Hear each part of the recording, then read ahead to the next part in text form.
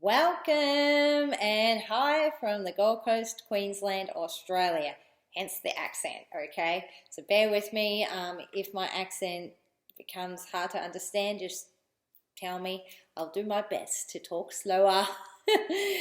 But nonetheless, the way this video is going to work is it's going to learn a bit about me as a personal pet guardian, professional pet guardian, and then of course go into a bit of the mechanics of the Golden Oldie Pet Guardian Challenge. So what you can expect, how, all that sort of stuff, and especially the why the how I created it. So let's start with a bit about me. Yep, that's me. That's me with Rani, and that's me also with the first kind of event or way I learnt about pet loss, because my father had to rehome Rani because we moved out of the home we were in and we couldn't take him with us, and so he got rehomed supposedly to a farm or someplace. Who knows? It's a very hazy memory. I'm going off secondhand, my dad said, so goodness knows what has actually happened. But yeah, so even from that young age, I've started to know about pet loss, about bonding with my animals and everything like that. So that was the first dog and only dog up until Gary now in my life, because from that point forward, eventually didn't last long to be no pets. My mother got 2 cats, Tiddles and Taddles. Now why 2? Because there's myself, I'm the older sibling, and my younger brother. And so she would give one for me and one for my younger brother, right? And basically Tiddles was my cat and Taddles was my younger brother's cat. Now Tiddles was a tortoiseshell, domestic short-haired tortoiseshell with the white. I don't have any photos of her, I just remember that about her. And Taddles was like this. Taddles is domestic tabby and ended up being the matriarch. She ended up just being the family cat, not so much just my younger brother's cat in the end. And the reason why I hid that, the journey of these 2 cats there, not yet. But Taddles was there. Then Tiddles ran away. Never came home. So yet another pet loss. And it wasn't the last, believe me. There was a few other cats. There was another one that I came across in my photos. This one, I thought her name was Pixie, but I've got on the back here, Munchkin, 1 billion names. But, oh, yes, it is named Pixie. Look in the back of the photo, Vanessa. So this is Pixie. I remember Pixie, because Pixie had this thing where she'd suckle her own teat every now and again. Like, yeah, I know. So she mustn't have been weaned properly or whatever. But so Pixie was on the small side, and I'd forgotten what happened to her, but obviously she died or something. I don't know. Then I know we had a few more cats. I can't quite remember all of my cats because I did go through quite a few myself. My younger brother didn't. I did. And then we eventually came up to Smokey. This is Smokey, and then not this cat, the predecessor to her, was Rusty. Smokey and Rusty got brought together, and at the time we still had, as you can see, Taddles. So we had Taddles, Smokey, and Rusty at the time. Rusty, of course, transitioned. Yes, pet death. And then Bibs came along, this cat. At first, I was going to name her Rusty the second because Bibs and Rusty actually looked very similar. They were both the black with the brindle. But this is definitely Bibs, okay? And there's a reason why we named her Bibs. I'm going to go up really, really, really close if you can see it, that little thing there. Well, when she first got her, she kind of looked like a bib, but then, of course, as she grew up, it didn't. But yeah, it kind of looked like a bib. So eventually, things happened. Smokey passed on. She transitioned, and I'm going to show you Smokey again. Smokey transitioned. Now, she was a very important cat in my life, actually. Even though she was my younger brother's cat, I had a very special type of bond with it. Those who are familiar with it, she was my familiar. And there's not a devil thing. It's nothing like that. If you want me to explain a bit more about that, just ask me and I will. I'll do a video on that. But here's the thing. I had a very special bond with her, and she was my teacher in death. And I say that in death because of her transition. I finally started to look into grief. I educated myself about grief. Previously, I had grief because of all the cats that had transitioned in my life, and I experienced their deaths and everything. And there was a couple of birds thrown in there. I remember Boris, and there was another bird, and they kind of got out of their cage because the cats got to them and stuff like this. It's like I've experienced a lot of grief in my life. And it was only until her death, this one, Smokey, when Smokey transitioned, that I actually educated myself. I actually went, right, I'm going to actually learn about this, and started looking at myself, and I became my own case study in that regards, and getting to understand myself in that way. By that time, Tattles wasn't part of our life. What had happened is we had rehomed her because previously to that, basically we went to USA for 6 months, and it wasn't fair for us to reclaim Tattles. She was happy in her own home, so we didn't reclaim her after we rehomed her. We could have. We totally could have. Anyway, so moving on. Bibs was actually quite an integral cat or part of my life because she was the cat that I call the bridging cat. She bridged between my younger adult self when I lived at home and the first time I moved out of home. And basically she was with me for quite some time. When she transitioned, I learned a lot.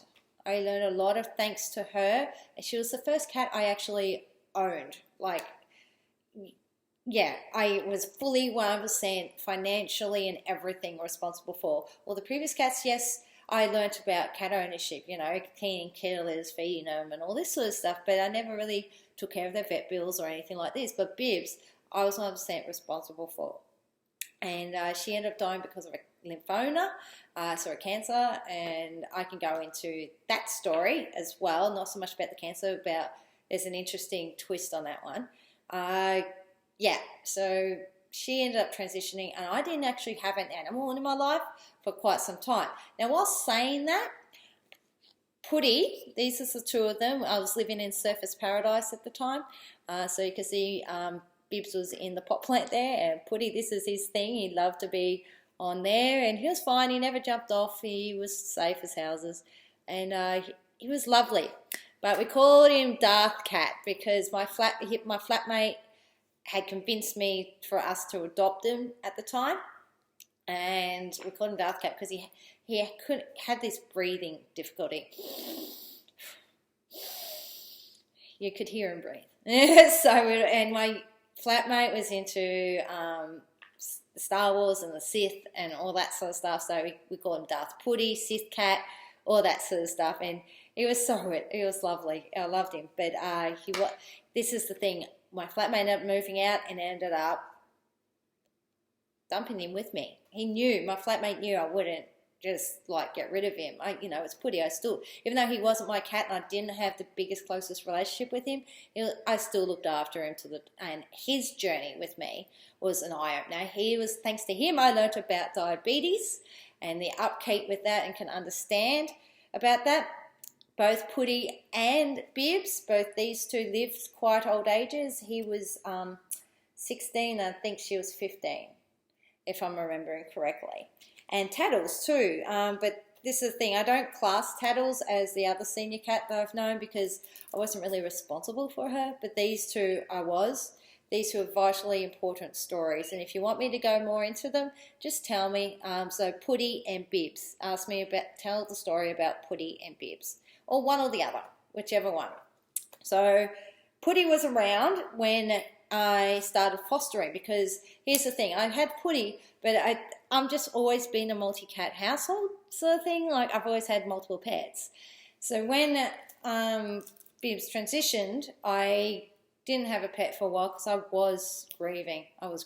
Bad. And I decided to foster for the Animal Welfare League of Queensland. So at first I was fostering a whole heap of kittens, And then eventually I'd have them for a period and give them back, and then basically they'll give me more cats to foster and stuff like that. And eventually I gave some kittens back, and they told me you have the choice of a mum and bubs, that's what they called it, a mum and bubs, or some more kittens.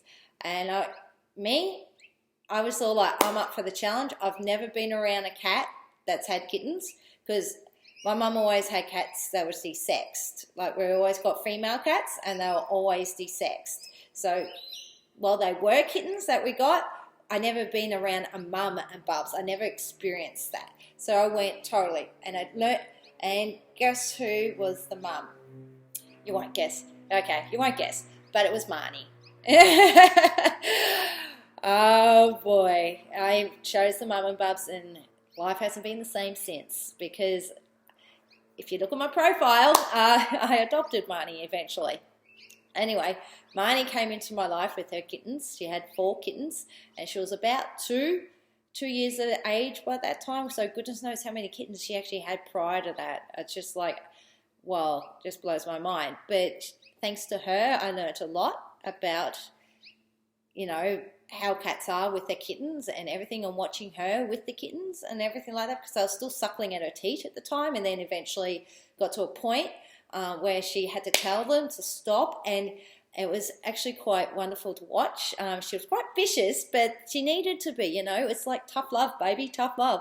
And then she went back to the Animal Welfare League Queensland, because of pure fact she needed to get what's called a milk dried up so they could desex her, sort of thing, and then rehome her from there. So she went, but I still had her kittens for a period, and I had them for a little bit longer. Then they went to the AWL to get rehomed as well. So then eventually other foster cats came through, and here's the thing about fostering. I actually could do it really, really well, because like I said, I understood. I had this profound understanding of it, that I could detach myself from whatever happened. I couldn't control once they left me, And yes, I got attached to a few of them. Even one of Marnie's kittens I got attached to. I nearly was all like, oh, I want to adopt it. But there's a rule of thumb someone told me, another foster carer told me a long time ago, and I swear by it, is give yourself 2 weeks. Give yourself 2 to 3 weeks, especially if you're constantly fostering. So if you're constantly fostering, once that animal leaves your life as such, basically give yourself 2 to 3 weeks. And if you're still thinking about that pet, because you've most likely had other animals come through by then there's something there, maybe think about adopting. And that's what happened with Marnie, to be honest. Like, I thought about, there was quite a few other kittens and stuff that came through, but Marnie really stuck in my head. And then I'll cut this story short, I eventually adopted it. So Marnie actually Marnie and Putty lived together for a while. So they actually knew each other before Putty transitioned. And then it was Marnie and Tux, my younger brother's cat. I moved in with him at one point, and so those two had to get along. And this is the thing, Marnie's been such a wonderful cat. She's always lived in multi-pet households. She's always had to get along with whatever other animals there, usually another cat, but then eventually other dogs. Then eventually, guess who came into my life? I'm going to move this a little bit so you can, and down. He's over there. That black ball of blackness, you can't quite see him, but that's Gary. So eventually Gary came into my life, because with me and Marnie, myself and Marnie, we moved in to a place where Gary, another dog Juddy, and another cat was living. Marnie lived purely inside with this other cat, because Gary and the other dog Juddy had the outdoors, and believe me, didn't trust Juddy at all. Anyway, eventually push comes to shove. The lady I was living with at the time got really sick and tired of Gary escaping. I won't go into the whole fact that, if she just exercised and trained him, he would have been fine, But it's a case of, like I said, story for another time. She put on her Facebook, free to good home, and she was seriously just going to give him to whoever. And I was just like, that ain't happening. I actually really, really liked him, got to know him. And I found a friend, a actual work colleague, a pet carer, another pet carer who did dog boarding, and I went, can you hold him for a little bit for me? And so she did. She said, sure, I can only do it for 2 weeks. So I had a very stressful 2 weeks where I had to make a decision. Do I keep him or do I help rehome him from that point? And basically, yeah, I ended up keeping him. Deciding to keep him. Hello. He's here. And he's now technically, in my opinion, my first dog. Even though I had Rani in my life, I wasn't responsible for Rani. I didn't actually make the decision to have Rani, and I was quite young and Rani was already older. So Gary's my dog, you know. Gary's definitely my first dog. And the senior, as far as the Golden Oldie Challenge at this point in time, is my cat, Marnie. She's around 12 years age at this point. Gary isn't. He's about 5 to 6. So, yeah, he's got a fair little while to go before he gets to seniorhood. All right, so that's pretty much my story on that, the personal end of the scale. Now, the professional end of the scale, I started my pet care business 10 years ago. Like, whilst I've had pets and all this sort of stuff, I started it, well, what's 10 years? 2007. Yes, so, yeah, back in 2007, it was part-time. It was around what I was currently doing, and at the time, I was running an actual stripper agency, also being a stripper and doing hens parties, teaching ladies how to lap dance and do burlesque, and yeah, I have an interesting life. So nonetheless, I started the business. I ended up going full-time very quickly with it. Granted, because I had money to invest in the business and really ramp up the marketing and everything. And yeah, I basically went ahead and it was full-time. I built it up quite strongly. It was called Gold Coast Pets or Gold Coast Pet Sitting. And I had, in the end, I had a VPA, a virtual personal assistant. So she was organising my life, but she was also organising my business and all the subcontractors, and she was taking all the phone calls and all this sort of stuff. So I became a business owner. Yeah, I actually stepped into that level of business. I wasn't just self-employed. I actually could, and I did. I could walk away from my business for a week, 100%, and not have much phone contact, which is what happened. And because of all the systems and processes, both Maria, my VPA, and myself have put into place, worked hard to get to that point, I could walk away and everything functioned beautifully. I still made money, everything functioned beautifully. I didn't have to be actually involved in the business every day. But nonetheless, so yes, I had reached some form of success. I had her. I had about 4 to 5 subcontractors working for me. And if you're in America, they're also called independent contractors, ICs. So for that translation. And I was actually had quite the business. And then basically I got to a point, and the story is I got to the point where I just looked around and we're having a staff meeting because, hello, I was getting to the point where you have to have staff meetings. And they'll talk about the pets and everything, and I just couldn't relate because I wasn't involved in the business as much anymore, remember? And I was like, that's not the reason. I just remember thinking that's not the reason why I started this business. The reason why I started the pet care business was because I was looking for something to get out of the stripping and the adult entertainment industry and transition into that was tactile and hands-on, because I did a groomer's course and then fell into and bought Gold Coast Pets or Gold Coast Pet Sitting and started the business sort of thing. And yeah, I did that because I wanted to be hands-on, tactile. I wanted something, you know, I could do, you know, and learn, and it would challenge me, and it friggin' has. In 10 years, everything has happened to me.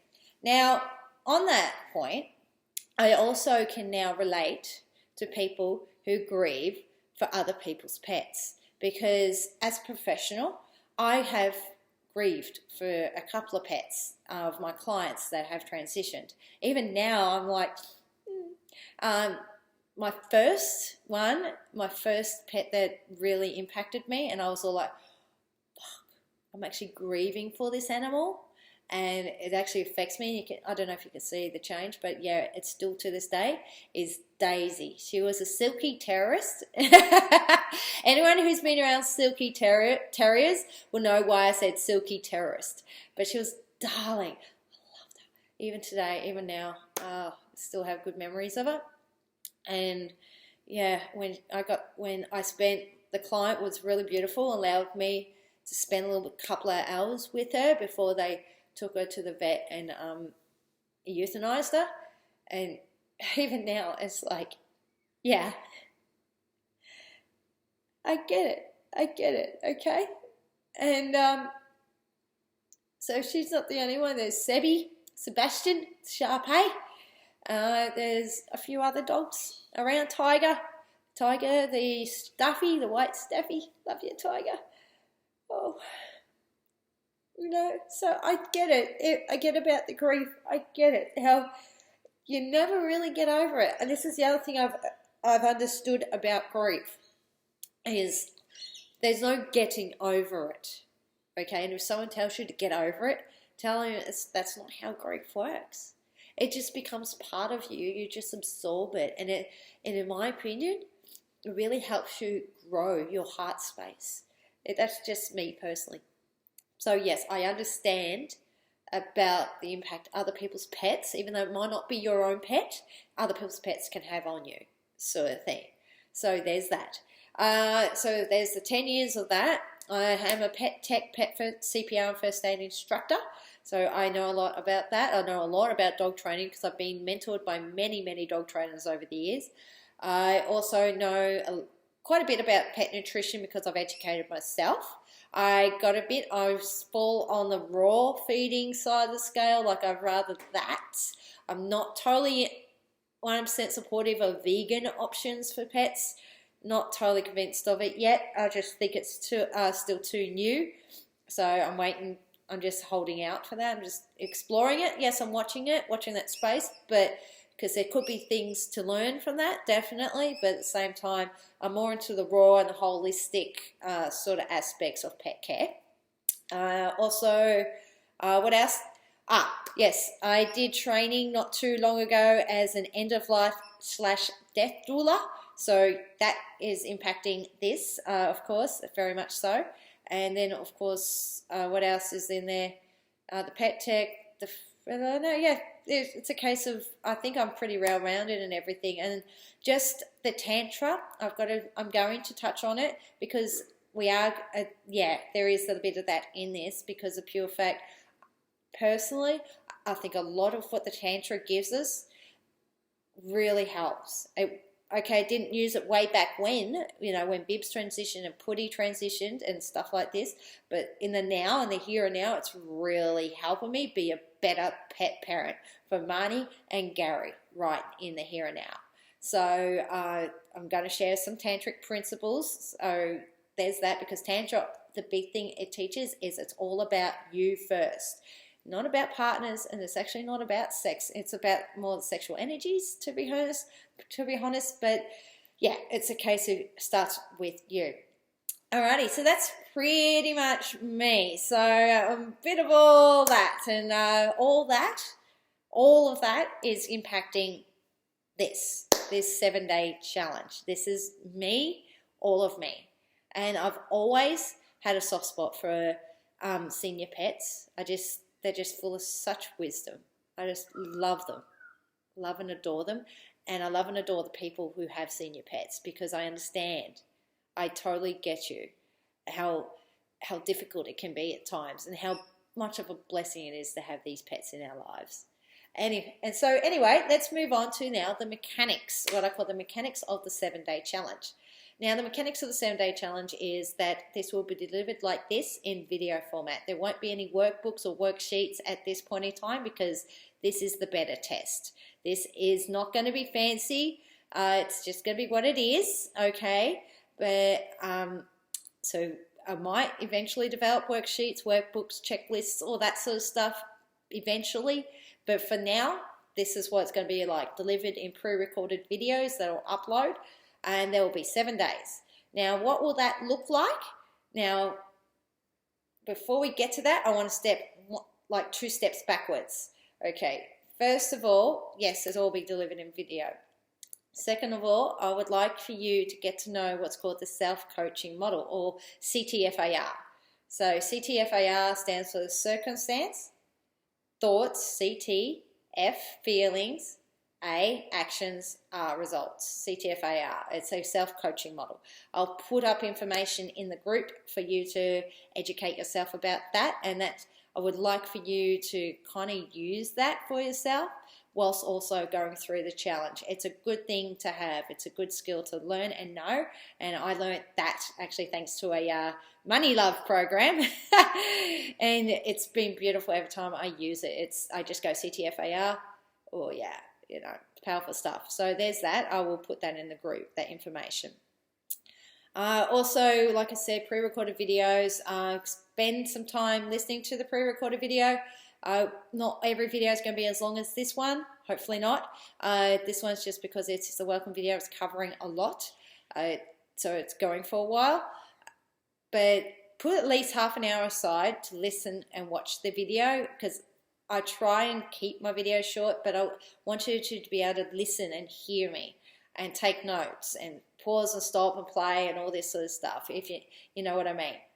So yes, so every day you'll get a video, and in the video there's going to be stuff for you to do, stuff for you to contemplate, stuff for you to think about, stuff, there's going to be actions for you to do, definitely. What that is, you'll see each day.